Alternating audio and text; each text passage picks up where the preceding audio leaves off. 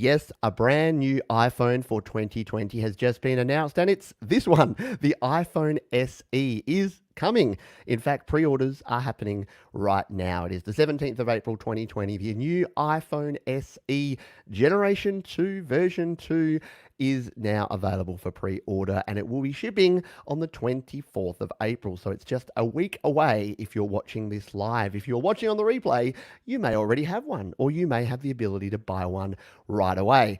Hello, welcome. My name is Pete. This is Studio Live today, where my goal is to help you create, record, and release your best music and videos and all sorts of creating on your mobile device. And in this one, we're diving into the specs, the details, everything about this new device. So we're looking at all the specs that you need to know, which we'll cover. We're going to deep dive into what those specs actually mean for creators, and then I'm going to recommend whether or not you should be upgrading to the new device. So let's jump in and get started with that. Let's bring back over my screen and take a quick look here.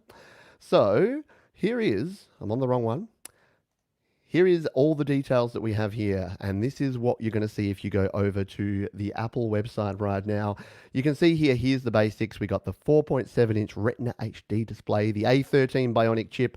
We've got 4K video recording with extended dynamic range, Touch ID sensor. We'll talk about that in a moment. The durable glass and aluminium design, wireless charging. That's going to be more important than you may think. We'll talk about that in a moment as well. We've got portrait mode.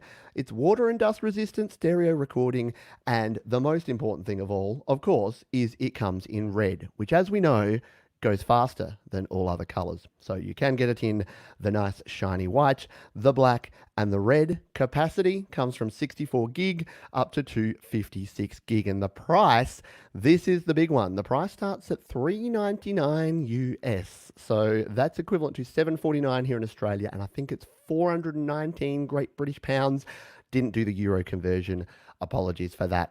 But yeah, there's a lot to like about this. There's a lot that's going on here. So let's just go through and make sure we've covered everything. So what they don't show you in those sort of specs there is it's basically an iPhone 11 guts in an iPhone 8 shell. That's the way I would explain this. We've got all the A13 bionic chip. So that's the same as the iPhone 11 and even the iPhone 11 Pro. So it's using the same chip in the $1,000 flagship iPhone 11 Pro, which is pretty cool for something at this sort of size and price. 3 gigabytes of RAM, so you're 1 gig down on what you'd have the 4 gig that's on the iPhone 11. The screen is the LCD. It's a Retina 16:9 Retina display, so it's a smaller one, 4.7 inch, which is the same size as the iPhone 8 and iPhone 7. So if you've got, or if you are aware of the iPhone 7 and iPhone 8, you'll know exactly what that screen size is and what it's all about. Storage, we've talked about up to 256 gigs starting at 64. The video can shoot 4K, so that's pretty cool. The camera on the device, front camera that can do 1080p at 60 frames per second, which is pretty cool. It does have stereo recording, so the audio will come through as stereo when you're just using the onboard mic, which is going to be a good thing for creators. We've talked about those price and the other aesthetically, the logo. So you can see here on the 7, the logo's up the top. It's moved down to the center. So that's just a style choice. If we throw back up this one, there you go. The logo's in the center. Apart from that, if you look at that and then you look at this, it's pretty much the same. It's the same thing, same on the front, same on the back, but the insides are a whole lot different, as we've talked about. Water resistant, we talked about. The colors we've talked about. So they're all the good things. At this stage, you might be thinking, this is a pretty good deal. Yeah, $399 US, $449 for the 128, $549 for the 256 gig. For those here in Australia, that's $1,000 basically. $1,000, you get yourself a 256 gig A13 bionic chip with a decent screen, good camera for shooting video. It's going to be, I've got a feeling this is going to be Apple's best-selling phone in a really short period of time, because I've talked to a lot of people.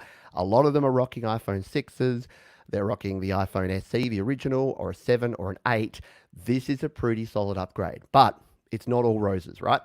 What gives? Why is it so cheap? Well, 4.7-inch screen by today's standard is not huge. There it is. That's what it looks like. That's with my big chunky fingers. That's your 4.7-inch screen. So if you're using your different apps, so of course we'll go into GarageBand because of course we will. So if you're going into GarageBand, you're not going to have a whole lot of screen real estate to be playing around with things. So I'm just loading up a track and a project here. So that's the size of the things you're dealing with here. So it's going to be great if you've got smaller fingers, if you want to be doing things on the go, but if you're doing intricate sort of editing with video and audio, a 4.7-inch screen is okay, but it's not great. So it's not going to be perfect for that sort of thing. So that's probably the first downside. The other downside that I'm reading about is the bezel around the screen. Apparently that's so 2017, and that's not what we expect in a 2020 phone. I, for one, don't care about that. In fact, if I had a choice, if I could make this one have a screen that was actually a bit shorter and had a bezel on it, but it was actually square instead of this rounded business, I would actually go for that. So I, for one, don't mind the bezel. In fact, if I said to Jade Star on the channel here beforehand, if this had a headphone jack, I would pre-order 5 of them right now, because I think that this is going to be pretty much the ultimate. Maybe if it was a 5.9 inch instead of the 4.7 inch screen as well. But there you go. That is the other thing, the bezel. The camera, there's only one camera, and I know these days only one camera. Obviously, we've got the 2 cameras. You've got the crazy 3 camera arrangement in the iPhone 11 Pro, and the iPhone 11 has the 2 cameras. So you've just got the wide angle camera. It's still a quality camera, 12 megapixels, shoots 60 frames a second, shoots 4K video, and has all of those cool portrait mode. It has portrait mode, but it doesn't have night mode. So if you've been excited by those ads about the night mode, this one doesn't have that. And it doesn't have pet portrait. So if you're looking to take some classy photos of your dogs and cats, you're going to have to go for an iPhone 11. Hey, and I know that's a thing for some people. Maybe not if you're a music or a video creator.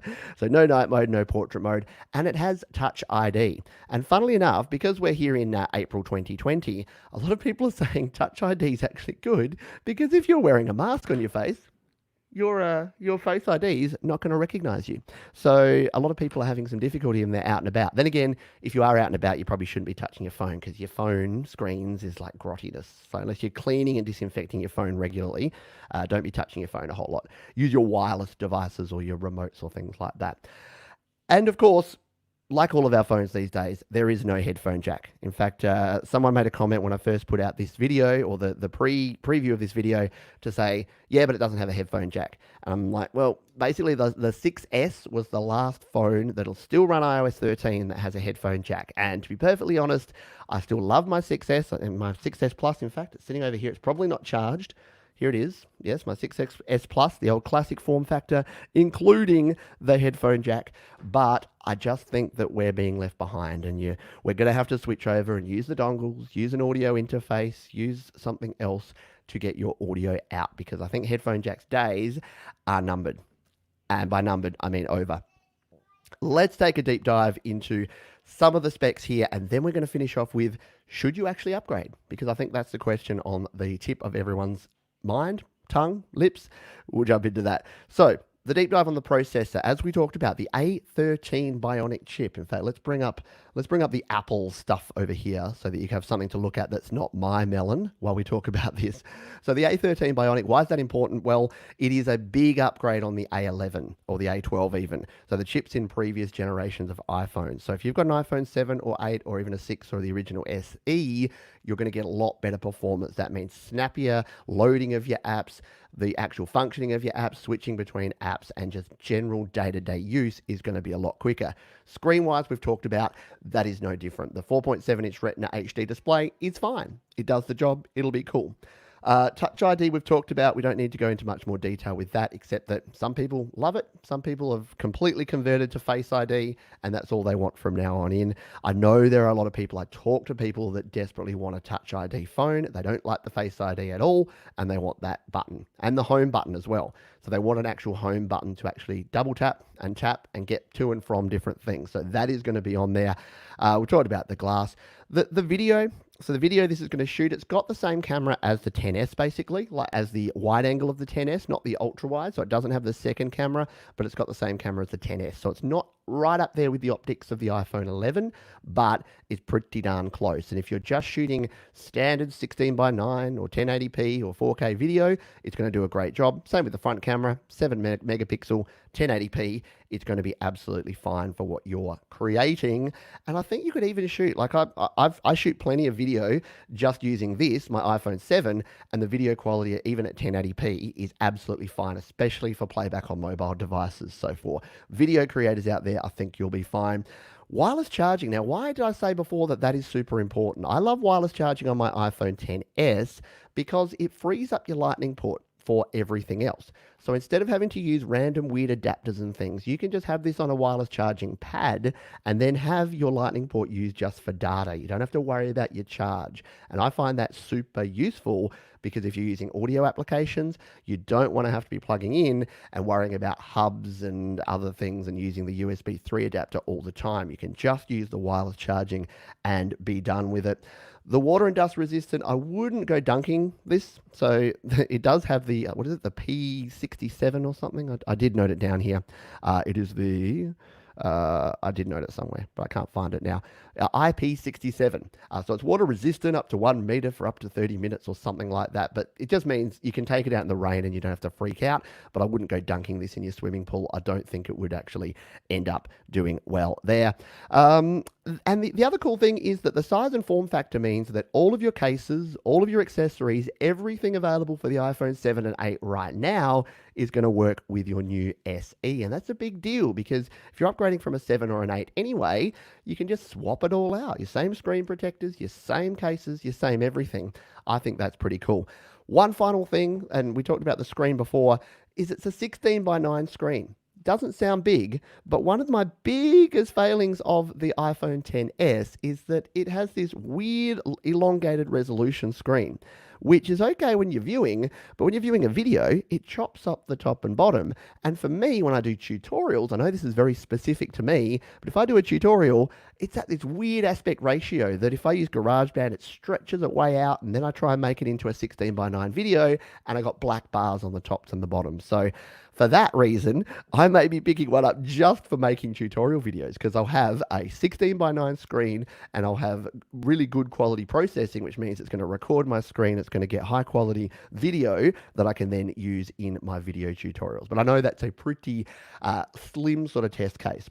Now, the other things that I'll mention here is that down in the description, there's some links there. The first link is over to my iPhone buyer's guide. So yes, you can go and check out the details. I keep that up to date and I've just updated it with the new information. So it's updated to April 2020.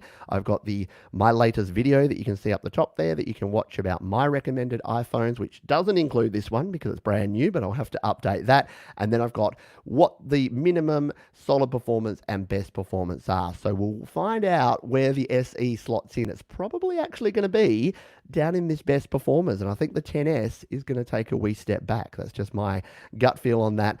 You can also go to the comparison chart. So this will be super handy for you if you want to actually compare the different models. We'll have to zoom in on this one. Whoop, too much zoom, Pete. It's a bit hard to see on this screen here, but what this compares is every iPhone ever made, all the different specs, all the model numbers, all the storage sizes, everything you could want to know about memory, processor, and all the rest. And that's available to download for free over at studiolivetoday.com/iPhone. So you can go and check that out. And Jade has kindly popped that one down there. You can go straight there now and check out that. Now, there's some other links down there as well, which I've linked to the Apple specs. So if you are into your tech specs, your technical specifications, and you probably are if you're into this channel, there's your screen size of the iPhone SE, and there you go. It's got all of the different things that you would want to know about what it has, the resolutions, the haptic touch, the wide color display, everything else, the chip information. You can go through and look at all of the information about the camera, the aperture, all of those terminologies that I pretend to understand but usually don't. So you can check all those out. The other thing that you have is over on apple.com, you have the Why Compare. So you have this comparison checklist. So if you are rocking the original SE and you want to see what's so good about the new generation SE, you can actually come here and you can compare it. And you can even compare it with other phones. So the 6, 7s, and 8s generations, you can compare these directly so you can see what the display difference is like. And then it will go into a bit of marketing speech, to be very honest, about why it's better and what you can do with it that's different. All of it true. But again, that I spend my time in this stuff because I like to make my own decisions, and hopefully this video has also helped you, because the final section here is, would I upgrade? And here's the thing. I have a few iPhones just because of what I do here. If I only had the iPhone 7, I would upgrade in a heartbeat because I like the form factor already, and this is basically an iPhone 7 but with the guts of an iPhone 11. So for the cost, which is pretty, and again, I know $400 is not chump change, but for a smartphone in 2020, it's pretty darn affordable. So yes, if I was on a 7, if I was even on an 8 and those features appealed to me, I would upgrade. If I was on a 6S and I could get past the headphone jack thing, then yes, I would also upgrade, and the original SE, I would probably be upgrading. The interesting one is that for folks like me on a 10R or a 10S, or especially the original 10, it's a pretty compelling thing. If you're not into your bezels, if you don't care about your notches, if you don't want to worry about the OLED displays and all the rest, and you're happy with the LCD display, yeah, you might even sort of sideways or even downgrade just to get that A13 chip if you were struggling and you wanted to have more apps to be able to run and run the latest apps really well. That may be something to consider. So there you go. That is the iPhone SE 2020 Gen 3, no, Gen 2. Thankfully, they didn't call it the iPhone 9 or just iPhone, which we were worried about. They've actually called it the iPhone SE. We'll call it the iPhone SE 2 or second gen, just to make it clear.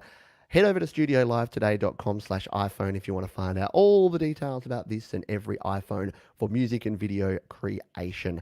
Thanks for watching, and I'll see you next time.